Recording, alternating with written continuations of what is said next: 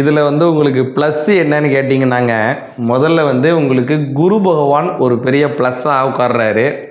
அதே போல் வந்து உங்களுடைய கேது பகவானை பார்த்தீங்க அப்படின்னா, இப்போ வரைக்கும் உங்களுக்கு அஷ்டமஸ்தானத்தில் உட்கார்ந்துட்டு இருந்தார், கஷ்டத்தை கொடுத்துக்கிட்டு இருந்தார். அவரும் இப்போ சமசப்தமத்துக்கு வந்துடுறாரு. அதே மாதிரி இந்த ராகு பகவான் உங்களுடைய 2ஆம் பாவத்தில், இது வந்து உங்களுக்கு ஒரு ப்ளஸ்ஸான காலம்தான். ஏன்னா ராகு வந்து 2ல் இருக்கிறது ஓரளவுக்கு வெளிநாட்டிலேருந்து உங்களுக்கு வரக்கூடிய ஒரு பொருளாதாரமாக இருக்கலாம். அடுத்து வேறு ஏதாவது மொழி பேசுகிறவங்கள, வேற்று மொழி பேசுகிறவங்க, அந்நிய பாஷை பேசுகிறவங்களால உங்களுக்கு அதர் லாங்குவேஜஸ் ஸ்பீக்கிங் பர்சன்ஸ்னால உங்களுக்கு ஏதாவது ஒரு ஆதாயம் ஏற்படுறது இருக்குது இல்லைங்களா, அதெல்லாம் ராகு பகவான் தான் உங்களுக்கு கொடுத்துக்கிட்டு இருந்தார் இவ்வளோ நாள். இப்போ அவர் உங்களுடைய ஜென்மத்துக்கு வராரு. இது மட்டும்தான் உங்களுக்கு ஒரு மைனஸ் அப்படின்னு சொல்லலாம். ஆனால் குருவாகட்டும், அதே மாதிரி கேதுவாகட்டும், கேது வந்து சமசப்தமத்துக்கு வராரு. இப்போ கேது வந்து ப்ளஸ்ஸு அப்படின்னு சொல்கிறத விட இன்னொன்று சொல்லலாம். என்னென்னா, ஏற்கனவே உங்களுக்கு அஷ்டமத்தில் இருந்தாருங்க. அஷ்டமஸ்தானங்கிறது கஷ்டத்தை கொடுக்கக்கூடிய ஸ்தானம்.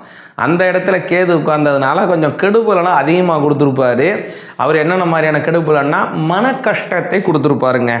நீங்கள் எங்கேயாவது வந்து ஒரு சின்ன ஒரு பிரயாணத்துக்கு போகலாம், இவங்களோட சேர்ந்து போகலான்னு நினச்சிருந்தா கூட அது நடந்திருக்க போகுது. அல்லது வேறு ஏதாவது நீங்கள் ஒரு பிளான் போடுறீங்க, இந்த இடத்த வாங்குவோம், உங்களுக்கு சாதகமாக இதை செய்வோம், இல்லை இதை செஞ்சுருவோம், இதை வந்து முடிச்சிருவோம் இந்த செயல்பாடை அப்படின்னு நீங்கள் பிளான் பண்ணிங்கன்னா அது சொதப்பிடும். இது மாதிரி உங்களுக்கு இது எவ்வளோ ஒரு இடத்த வாங்கியிருப்பீங்க, அந்த இடம் வாங்கினது உங்களுக்கு ஒரு திருப்தியான மாதிரி இருந்திருக்காது. அல்லது நீங்கள் ஒரு ஏதோ ஒரு விஷயம், ஏதோ எலக்ட்ரானிக் ஐட்டத்தை நீங்கள் வாங்கியிருப்பீங்க, நீங்கள் வாங்கினதுக்கும் உங்களுடைய வீட்டுக்கும் அதுக்கும் பொருத்தமே இல்லாத மாதிரி இருந்துடும். இப்படியான ஒரு மன கஷ்டத்தை உங்களுக்கு கேது கொடுத்துருப்பார். ஆனால் 2ல் இருக்கிற ராகு உங்களுக்கு பொருள் வரவுகளை கொடுப்பார். இந்த மாதிரி இப்போ பொருளாதாரத்து ரீதியாக கொஞ்சம் பணம் காசுகளை கொடுத்துருக்கலாம். அதே மாதிரி ஏதாவது பொருளை வாங்குறதுக்கான பாக்கியத்தை கொடுத்துருக்கலாம். ஆனால் கேது என்ன கட் பண்ணிடுவார்னா, அது உங்களுக்கு பொருந்தி வரக்கூடிய சூழ்நிலையை கட் பண்ணி விட்டுருவார். அதுதான் இதில் ஒரு முக்கியமான விஷயம். இதுவரை நடந்ததை நான் சொல்லிகிட்டு இருக்கேன் உங்களுக்கு.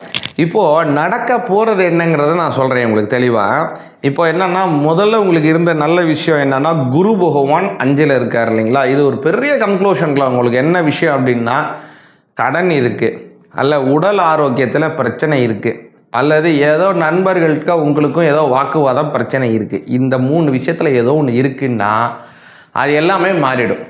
கடன் இருந்தால் உங்களுக்குன்னு இருக்கக்கூடிய கடன் நிவர்த்தி ஆகிடும். இல்லைங்க எனக்கு பெரிய கடன் இருக்குங்க, எப்படிங்க இந்த 1 வருஷத்துக்குள்ள முடியும், குரு பகவான் 5ல் இருக்கார், எல்லாத்தையுமே கரைச்சிருவாருன்னா நிச்சயமாக கரைச்சிருவார். அதிகப்படியாக பார்த்தீங்கன்னா உங்களுடைய 50% கடனையாவது அவர் குறைச்சி விட்ருவார். அப்பேற்பட்ட வலிமை கொண்டவர் குரு. ஏன்னு சொல்கிறேன் அப்படின்னா, கும்பராசிக்கு 2-11 கூடையவர் குரு பகவான்.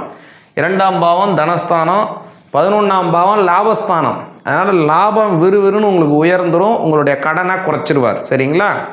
அடுத்ததாக யாருக்கெல்லாம் கூடலாம் உங்களுக்கு ஒரு மனஸ்தாபம் இருக்குது, கூட்டு தொழில் செஞ்சிட்ருக்கீங்க, அல்லது கூட பிறந்தவங்களாக இருக்கலாம், அல்லது உற்றார் உறவினராக இருக்கலாம், அல்லது வேறு ஏதோ ஒரு முக்கியமான ஒரு தொடர்பு உடையவங்களாக இருக்கலாங்க, அவங்ககிட்டலாம் உங்களுக்கு ஒரு பிரச்சனை இருந்துச்சுன்னா அதையே கூட மாற்றிடுவார் குரு பகவான். 5ஆம் பாவங்கிறது ஒரு பாக்யஸ்தானம். அந்த பாக்யஸ்தானத்தில், பூர்வ புண்ணியஸ்தானத்தில் குரு போகக்கூடிய அமைப்பு இருக்கிறதுனால, அவருடைய 9ஆம் பார்வை உங்களை பார்க்கறதுனால இந்த யோகம் உங்களுக்கு நடக்குதுங்க. இது ஒரு நன்மை கும்பராசிக்காரங்களுக்கு. அடுத்ததாக கவனிச்சிங்கன்னா, உங்களோட 7ஆம் பாவத்தில் வரக்கூடிய கேது பகவான் முதல்ல அவர் வர்றது எதில் வர்றாருன்னா, உத்திர நட்சத்திரம், அதாவது முதல் பாதத்தில் தான் உள்ளே போகிறாரு. அது வந்து சூரியனுடைய நட்சத்திரம். ராகு கேது வந்து கூட இருக்கிற நட்சத்திரக்காரங்களுடைய அதிபதி வேலையும் செய்வார், எந்த வீட்டு வேலையோ அந்த வீட்டு வேலையும் செய்வார், யார் கூடலாம் இருக்காங்களோ அந்த வேலையும் செய்வார், யார் யாரெல்லாம் ராகு கேதுனுடைய நட்சத்திரத்தில் போகிறாங்களோ அவங்க வேலையும் செய்வார். கேது பகவான் அவர் இருக்கக்கூடிய நட்சத்திராதிபதியும் சூரியன், இருக்கக்கூடிய வீட்டின் அதிபதியும் சூரியன். அதனால் சூரியனுடைய முழு கிரண சக்தியுடன் இப்போ வந்து கேது இருக்கார். இப்போ 7ஆம் பாவத்தில். இப்போது 7ஆம் இடத்துல 7ஆம் பாவாதிபதியாக இருக்கக்கூடிய சூரியன் இருப்பதுனால என்ன பலனோ அந்த பலனை இப்போ கேது கொடுத்துருவார். பொதுவாகவே பார்த்தீங்கன்னா கும்பராசிக்காரங்களுக்கு கேது தசை வருவதற்கு பார்த்தீங்கன்னா ரொம்ப வருஷம் ஆகும். அதுவும் அவங்க ஜாதகத்தில் கேது எந்த இடத்துல இருக்கோ, 11ல் இருக்குது, சில சமயம் 7ல் இருக்குது, அவங்க சுய ஜாதகத்தில். 5ல் இருக்குது அப்படின்னா 5ல் கேது இருந்தால் கேது திசையில் தான் குழந்தை பிறக்கும். 7ல் கேது இருந்தால் கேது திசையில் தான் உங்களுக்கு கல்யாணம் ஆகும். 11ல் கேது இருக்குன்னா நல்ல ஒரு வசதி, நல்ல ஒரு லாபம், நல்ல அபிவிருத்தி, பணங்காசுகள் நல்லா சௌக்கியமாக இருக்கிறதுலாம் கேது திசையில் வரும். ஆனால் கேது திசை அவங்களுக்கு எப்போ வரும்னா ரொம்ப வருஷம் 38 வயசு 40 வயசுக்கு மேலே தான் வரும்.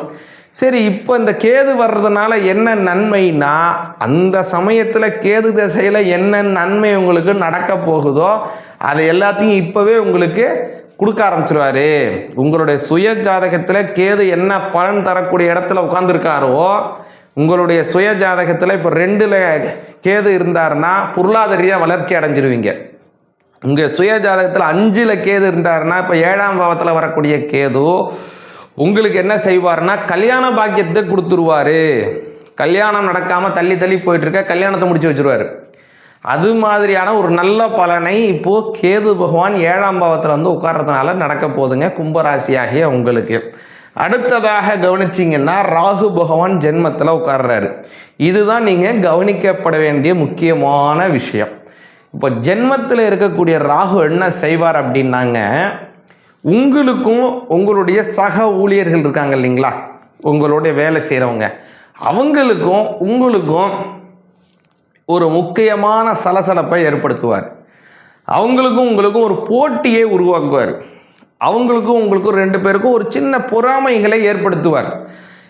இந்த விஷயத்தில், இந்த ஒரு ப்ராஜெக்டில் எப்படி நம்ம முன்னெடுக்கலாம் நீங்கள் நினைக்கிறீங்களோ அது மாதிரி உங்களை எப்படி மிந்தலாம், உங்களை வந்து ஓவர்டேக் பண்ணி போகலான்னு வேறொருத்தவங்க நினைப்பாங்க. அது மாதிரியான சில போட்டிகளை நீங்கள் வேலை செய்கிற இடத்துலையோ அல்லது நீங்கள் தொழில் செய்கிற இடத்துலையோ நிச்சயமாக ராகு கொடுக்க போகிறாரு. இப்போது நல்லா ஒன்று உறுதி பண்ணிங்க, உங்களுக்கு ஒரு ரேஸ் நடக்க போகுது, ஒரு போட்டி வரப்போகுது. நீங்கள் செய்யக்கூடிய இடத்துல ஒரு போட்டி வந்துருச்சு. இப்போ உங்களுக்கு அடுத்ததாக போட்டின்னு வந்துருச்சுன்னா என்ன வேணும்? வெற்றி தான் வேணும். போட்டின்னு வந்துட்டால் வெற்றி வேணும் அவசியம். அப்போது போட்டிக்கு வெற்றி வந்து யார் நிர்ணயம் பண்ண போகிறாருன்னா கேது தான் நிர்ணயம் பண்ண போகிறாரு. அந்த வெற்றி உங்களுக்கு கிடைக்குமா கிடைக்காதான்னா நிச்சயமாக அதை கேது பகவான் என்ன பண்ணுறாரு, சமசப்தத்தில் நின்று உங்களுக்கு சூரியனாக மாறுறாரு இல்லைங்களா, அப்போது வெற்றியை உருவாக்குவார் உங்களுக்கு. அதனால் முன்பை விட அதிகமான ஹார்ட் ஒர்க்கை நீங்கள் போட வேண்டியிருக்கும். அதிக நேரம் வேலை செய்ய வேண்டி வரும். உங்களுடைய குடும்பத்துக்குன்னு நீங்கள் செய்யக்கூடிய நேரத்தை செலவிட பண்ணக்கூடியதை கொஞ்சம் குறைக்க வேண்டிய சூழ்நிலையை உருவாக்கிடுவார். அதனால் குடும்ப பொறுப்புகள், குடும்பத்துக்கு நீங்கள் அதிகமாக இது பண்ணுறது, நேரத்தை செலவு பண்ணுறதெல்லாம் குறைஞ்சிரும் வரக்கூடிய காலத்தில். ஜென்மத்தில் ராகு இருக்கிறதுனால இந்த மாதிரியான சூழ்நிலைகள் ஏற்படும். அதேபோல் தொழில் ரீதியான சில போட்டிகள் ஏற்படும். அந்த போட்டிகளில் உங்களுக்கு ஒரு முக்கியத்துவம் ஏற்பட்டு அதை வந்து நீங்கள் முன்னெடுத்து செல்ல வேண்டிய சூழ்நிலைகள் இருக்குது. ஆக ஒரு கன்க்ளூஷனாக கும்பராசியாகிய உங்களுக்கு ஒரு கன்க்ளூஷன், இதன் மூலமாக என்னென்ன விஷயங்கிறது நல்லா கவனிங்க. குழந்தை இல்லாதவங்களுக்கு குழந்தை பாக்கியம் கிடைக்க போகுது 5ல் குரு பகவான். கடன் இருக்குன்னா கடன் நிவர்த்தி ஆகும். அதே போல் சொந்தக்காரங்கள்ட்ட ஏதாவது பிரச்சனைகள்லாம் இருந்து பேச்சுவார்த்தை இல்லாமல் இருக்கீங்க, பிரிஞ்சு இருக்கீங்க, அதெல்லாம் இருக்கீங்கன்னா மறுபடியும் ஒன்று சேருவீங்க. 5-7 வலிமையாகிறதுனால காதல் பண்ணி கொண்டு இருக்கிறீங்க, திருமணமாக கைகூடுமானா காதல் செய்கிறவங்க இப்போ திருமணமாக கைகூடுவதற்கான வாய்ப்பு உருவாகுது. அதே போல் 7ஆம் இடத்துல கேது இருக்கிறதுனால உங்களுடைய முன்னே சொன்ன பாருங்கள், உங்களுடைய சுய ஜாதகத்தின்படி கேது எந்த இடத்துல இருக்காரோ அந்த இடத்துல இந்த கேது திசையினால் என்ன ஏற்பட போகுதோ அதை வலிமையாக்க போகிறாரு. அதே மாதிரி ஜென்மத்தில் இருக்கக்கூடிய ராகு தொழில் போட்டி ஏற்பட்டு அதில் வெற்றி பெற போகிறீங்க. அந்த வெற்றிக்காக அதிகப்படியான நேர உழைப்பை நீங்கள் செய்ய போகிறீங்க. இது எல்லாம் நடக்க போகுதுங்க உங்களுக்கு கும்பராசிக்காரங்களுக்கு. அதனால் கேது உங்களுடைய சுய ஜாதகத்தில் எங்கே இருக்காரோ அதை பார்த்தோன்னா பின் பாயிண்ட்டாக இதுதான் நடக்குங்கிறத அடித்து சொல்லிடலாம். அப்போது உங்களுடைய சுய ஜாதகத்தை ஒரு தடவை நிச்சயமாக நீங்கள் என்ன பண்ணணும்னா ஒரு கன்சல்டிங் பண்ணிக்கிறது மிக மிக அவசியம் கும்பராசிக்காரங்க. அதே மாதிரி பார்த்தீங்க அப்படின்னா இந்த குரு பகவான் 5ல் இருக்கிறது அமோகம். தெய்வ வழிபாட்டிலே நன்மைகள், பல வெற்றிகள் கிடைக்க போகுது உங்களுக்கு. அதனால் இந்த வரக்கூடிய சமயத்தில் நீங்கள் என்ன செய்யணும் அப்படின்னாங்க, ராகு பகவான் ஜென்மத்தில் இருக்கார் இல்லைங்களா, அதனால் துர்கா தேவி, மாரியம்மன், காளியம்மன், அதே போல் பொன்னியம்மன், இந்த மாதிரி கிராம தேவதைகள், பெண் தெய்வங்கள் இருக்காங்க இல்லைங்களாங்க, இந்த மாதிரி இருக்காங்க இல்லைங்களா பெண் தெய்வம், அந்த பெண் தெய்வ வழிபாடு வெள்ளிக்கிழமையில் செஞ்சு வாருங்க. நன்மை உங்களுக்கு நிச்சயமாக கிடைக்கும். எப்படி வழிபாடு செய்யணுங்க, அதே எங்களுக்கு ஒரு பெரிய குழப்படியாக இருக்குது அப்படின்னா, வெள்ளிக்கிழமையில் அந்த கோவிலுக்கு போய் மஞ்சள், குங்குமம், பழம், வெற்றிலை, பாக்கு இது மாதிரியான விஷயங்கள், வஸ்திரம் அந்த சாமிக்கு எல்லாம் செஞ்சு இந்த சாமிக்கு குளிர்ந்தியாக அபிஷேக ஆராதனை செஞ்சு அந்த வஸ்திரம் சாத்தி நல்ல பொங்கல் வச்சு சாமிக்கு வழிபாடு பண்ணுங்க. நல்ல பலன் உங்களுக்கு பரிபூர்ணமாக கிடைக்கும். சிவாய நமக.